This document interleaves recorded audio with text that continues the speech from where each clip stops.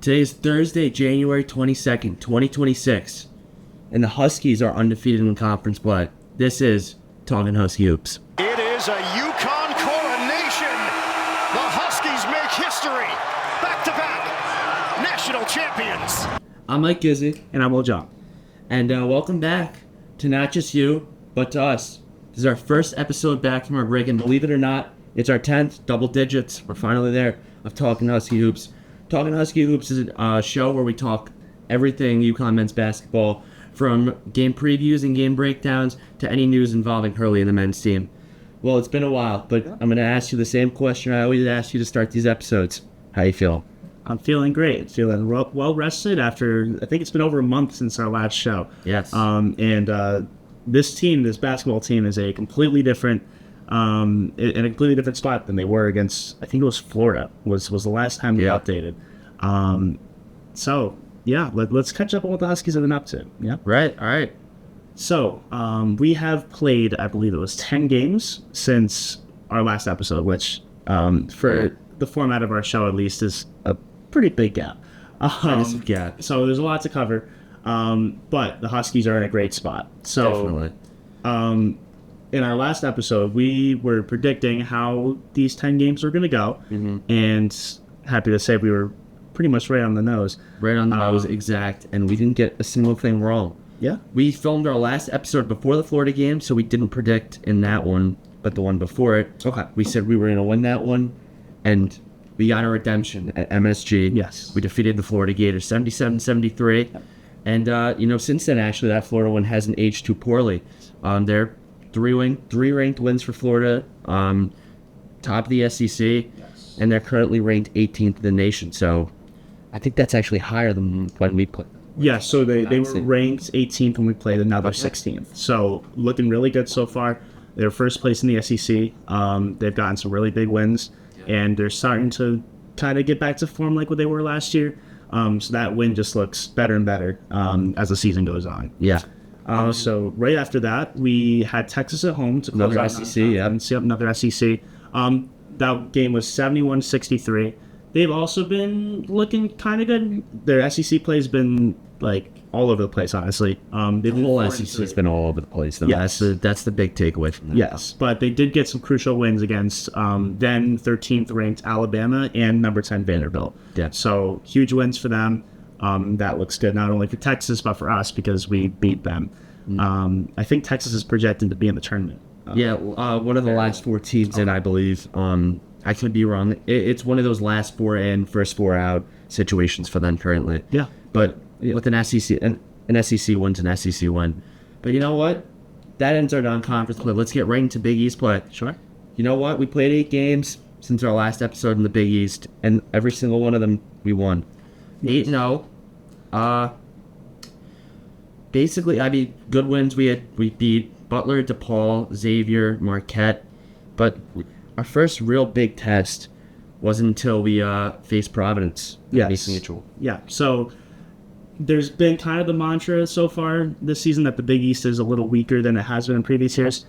We're not going to deny that as Husky fans, but after all, it is still a power conference, right? And no game in the Big East is a gimme, except there might be 2 on the schedule. 2. We don't talk about them. So I would say at least our biggest tests in conference play so far has been at the AMP against Providence. I was at this game with my Providence friend. This was just an awesome game. This really showed the grittiness of this team, I would say. I would argue it was one of our best wins. Yeah, I say I was at home for this game. I was sick as a dog. I was texting a bunch of people, and everyone was giving up hope. Everyone's like, this game's over, it's done. Not me. I'll be honest, you can ask multiple people, multiple sources. The entire time I was optimistic that we still had a chance to win this here. 100%. And that optimism paid off. Yeah. Overtime victory. Yes. And you know what? We hyped this guy up a lot in our first 9 episodes. And finally we're able to really talk about how big his impact has been over the last few years. Yes. Braylon Mullins. Absolutely. So that game against Providence was a huge game for the starters. The final was 103-98. Starters had 100 points combined, which looking back when we were writing the script for this, 100 points from the starters. Like, that's insane. UConn so far this year has been like on the slower end of pace, but this just shows the versatility of this team, being able to keep up with like offensively explosive Providence team. They just were able to flip the switch and respond to a team that plays completely different to UConn. So like they might have been caught on their heels for the first half, but like you said, you always knew in the back of your mind that UConn had a solid chance to win this game, and that just shows how deep this team is and are able to respond to situations like that. If I'm not wrong, 4 starters over the 20-point mark in this game. Yes. And the only bench point was Jalen Stewart's 3. Yeah. Which was actually a big time for us. That really helped us out. If you're talking about impacts and everything. Yeah. And impact, like our bench scored 3 points, and those 3 points were the biggest. I'd argue the biggest of the game. We didn't need 20 from them to win. No, we won with 3. Our starters got the job done, and the fact that our bench wasn't on their A game. We had some guys who didn't even really enter the game. Yeah, we had. I think at the time, if Gene Ross was still hurt, I was coming off the injury, and Malachi Smith went and played 2 minutes in that game. Yeah, but the starters got it done at the end. Demery had a big game there too. 23 points, 15 assists, big numbers there. Yes. Double. But yeah, just in general, great win there against Providence. Yeah. Let's go on to our next one. We had another. Well, let's go to our next one. We don't have to talk about our win versus DePaul. Okay. We played Seton Hall, number 25. Our first ranked matchup of Big East play. Yes. So Seton Hall sneaked into the number 25 spot. Sorry. In that week's AP poll, so that worked out nicely for us. We were able to get the win, 69-64, and that was our first win at the Prudential Center in, I believe, it was 4 seasons. Going back to that sounds about right. Yeah, going back to before I think our national championship run. Didn't we? Both of them. We had to do a seance in the arena or something. I saw something. I saw something online. Yes, something happened before. So or a witch in. Yeah. So maybe if you're talking superstitions, maybe that's a good sign this year. If that curse, call it a curse, at the Prudential Center was withstood throughout 2 national championship years, and we were able to get it done this year. Yeah. So it was a huge win. Finally, Georgetown, we beat at the Capital One Arena 64-62. Yes. That was a tough one. It was. That was a bit of a scare. Another late push, I think it was like the second half or so. UConn was up big again, but Georgetown surged back just like Seton Hall did in the game of Prudential. Of course, the better team was still able to prevail, but I don't know. It might bring up a couple questions on second half. I think the last few games in general can bring up a few questions. Yeah. Not even just about the second half, just about in general our ability to win these types of games.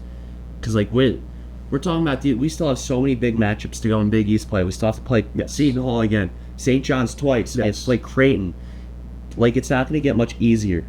Like we played in our first half, I'd say, of Big East play. We already played the teams that are near the bottom. We played DePaul. Yeah. We played these we haven't played Xavier yet, right? Played Xavier once. We played them once. We play them upcoming in about 2 weeks. Yeah. But like we've played the lesser teams in this conference. Now we have to really show out, and we can't. There's not much room for mistakes anymore. Yes. Nope. We've got our big games coming up. Let's hope we got these jitters out of the way, and we can really be playing our best basketball the next few weeks. For sure. Heading to the tournaments. So overall, not to understate what UConn's done so far. Okay. Still, 10-0 since our last episode is still nothing to overshadow. But yes, I do agree. It's definitely still some things to work on, but that's okay. It's middle of January. A lot of teams can start to maybe have some like mid-season downtime, but that's okay. We're still able to come out on top. At Power Conference, we're undefeated. I just want to point out why we call ourselves the basketball capital of the world. Sure. We are 37-1 combined, the women this year. Obviously, the women are 19-0, so they're doing their own great thing. Hand them the national championship trophy now. I don't believe in a jinx because I don't think it's possible. We just went in We destroyed Notre Dame. We've destroyed all the ranked teams we've played. Yes. We've got Tennessee upcoming. That's really our last test of the season. If I'm being honest, I'm not really scared of any teams in the Big East. Yeah. Well, I just wanted to mention that there's a reason we call ourselves the basketball capital of the world. Yeah. And that is because we've lost one game in this calendar season of basketball. Crazy. And it's been absolutely amazing to be in stores. Us as freshmen, you can't really picture a much better year. No, you can't. We've lost once. That one loss was heartbreaking.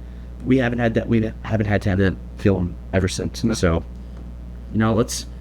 And I wanted to bring it up because it's really great. There's no other team in the country who can do it like us. Yes, So, absolutely. I'm glad you did. Shout out to the women's basketball team. Definitely. The heart and soul of this. The trophy campus. now. Yes. Over. Oh my It's gosh. done. I'm not worried at all. I'm not jinxed. I'm not even gonna knock on wood. But with that, let's get into some break news. Updated AP poll. Yeah. I've had some problems with the AP poll in the past. I've complained about it. I'm not going to complain about it. We're number 2, Yes. only behind one team, and that's the team that I just mentioned that we lost to, Arizona. I'm happy. Yeah. I mean, I don't obviously I don't expect to be one. They haven't lost a game yet, so we're directly where I believe we should be, and where I believe we should have been for a long time now. Yeah, I think we're at a great spot. Not that we've had a big win per se that has pushed us up past 5. I think where our last episode was either 5 or 4. But other teams have lost in their conference play. Like Michigan has looked a little shaky in some of their conference games. Same with Iowa State. Iowa State. Purdue actually just lost yesterday to UCLA. I've been saying this since the start. Fraudulent 1 seed from the start. They were not. They shouldn't have been the 1 seed. Yeah, it's kind of proven so far. Even though they're still a good team, I don't think their original placement in the polls were necessarily correct. So Yeah. But like you said, UConn's not even playing their best basketball, but they've still been able to win out, and the AP poll's rewarding them for that. let's quickly touch on a few of the other teams that we played earlier in the season, because there's a lot of them that we played that are in the top 25. Yes. We defeated currently number 19 Kansas. They were about the same when we played them. Yes. Yeah, I think they might have been 21. That sounds right. Number 16 Florida, as we mentioned. Number 11 Illinois. Yes. And technically we didn't play this team in the regular season. In the preseason we played them. I do want to mention Michigan State is number 10. We did beat them. And whereas And also BYU is 13th. So they just lost a close one to Texas Tech. Yeah. Actually, I don't think it was that close, but that's okay. Big 12 is a tough conference. So all those teams are standing super strong. Illinois looks like they could make a Final Four right now. Yeah, as of late. we got them when we got them at a good time. Yes. So bottom line is, all those wins that happened early on in November and early December, aging really well so far. All those It does Dan Hurley justice with how he scheduled it this year. Instead of going for an in-season tournament, he went for these big matchups that are going to help us with our ranking, and it's going to really prove why we deserve to be seen as one of the best teams in the country. Yes. Rather than heading to Maui or heading to Vegas, as many teams did this year, and selling out for money to play these other teams. That if you lose, that's a big blow to your. That's a big blow, not just the confidence of the team, but obviously your ranking as well. So Absolutely. we're doing pretty well with that right now. But finally, let's get into our. We haven't done one of these in a while. Sure. Let's preview our upcoming matchup against Villanova this upcoming Saturday, 12:30 here. Not at Gamble Pavilion, but at People's Bay Yes. Arena. It's a 12:30 start. I think it's on Fox, I believe. So tune into that if you're not going. Big game. 14-4, only losses to BYU, Michigan, Creighton, and St. John's. So basically games that they were supposed to lose. Yeah. Are the ones they actually lost. And the only one that they really lost by a big margin was Michigan. Okay. BYU, Creighton, and St. John, I think they were all inside of 6 points. That's right. BYU is their first game of the year. That was, we mentioned that many times. Yes. As we were previewing BYU and we previewed just the Big East in general, we mentioned that Villanova really showed out in that game. Yeah. Led by Bryce Lindsey, averaging nearly 15 points a game, and Duke Brennan averaging nearly 11 rebounds. That's big. Wow. Ranked 33rd in the net, and I really How do you feel about this game? I feel a certain way, but I'm gonna let you get to it first. Sure. So last year, and we've had some trouble with Villanova in the past. They're a great program. Kevin Willard, their coach, this is his first year, and he's already top 3 in the Big East. So I'll agree. It's a great program. Absolutely. This is a really tough test for UConn. Coming after the 2 games that we maybe fell a little short in the second half in terms of keeping up our pace, I think this is a marquee game for getting back on track and really establishing that we are at top of the Big East, of course, but really solidifying us as a complete tier above everyone else, which we are to some extent, but maybe there's some doubt from people across the nation. This game is a great opportunity. This feels vintage. Okay. This feels a bit like 2022, or back when both UConn and Villanova were ranked teams. Sure. And I just feel like I wish it was at Campbell, because I feel like the atmosphere at Campbell is much more than the atmosphere at People's Bank Arena, and that intensity, I feel it's already in at People's Bank. I want to just say this: I covered the game against Texas to end off our non-conference. I thought there wasn't going to be people. I thought it was going to be empty. It was like end of finals week. Most students were gone. It's right around the holidays. People are probably traveling. Yeah. We did a stripe out. Yes. Packed. Sold out. Packed. Literally, it was. I was amazed when I saw it. Shocked. So I have no doubt that we can do that again against Villanova this upcoming Saturday. Bit nervous. Yeah. Because again, they're 33rd in the net, as I mentioned, which is a pretty decent ranking still, even though it's not top 25. Pretty close. It's, as we've seen, these teams that are maybe not ranked, but are on that, just on the verge of being ranked, we struggle a little bit. Yes. We've come close to losing those ones. So I'll say vintage feel, not slightly worried. I feel like this is one where there's a possibility this doesn't go our way. Yeah. Do I predict it doesn't go our way? Absolutely not. I think we continue our run, and we continue. I think this will be 9-0. Yeah, I hope so. So tune in this Saturday, January 24th, 12:30 p.m. Fox. Great opportunity for us. Lastly, Mood of the Week. I mentioned 2022, where we were both ranked and we played them. A vintage game. 21 UConn versus number 8 Villanova. Okay. And Mr. Dan Hurley got ejected in that game. He did. That's right. One for hitting the score. He got his first tech for hitting the scorer's table. And I believe his second tech was for doing something that is our Mood of the Week, and that is when he turned around and hyped up the crowd. And that's how I'm feeling right now. Yeah. We haven't lost since Arizona. We haven't lost since a Wednesday in November. Yes. That is so long ago. That's before Thanksgiving. Yeah. We've had Feast Week. We've had Christmas. We've seen teams like Indiana win a college football national championship. Insane. Who would have thought that in 2026? I'm hyped. Are you hyped? Absolutely. Let's go get a win this weekend. With that, thanks for watching this episode of Talkin Husky Hoops. We'll be back early next week to review this past game and preview another big matchup. Probably one of our biggest rivals. Yeah. We mentioned them earlier in the episode against Providence. Providence, PC. Providence College here at Gamble Pavilion. Go for now. I'm Mike Gizzi. And I'm Will Jeong, UCTV Sports. Go Huskies.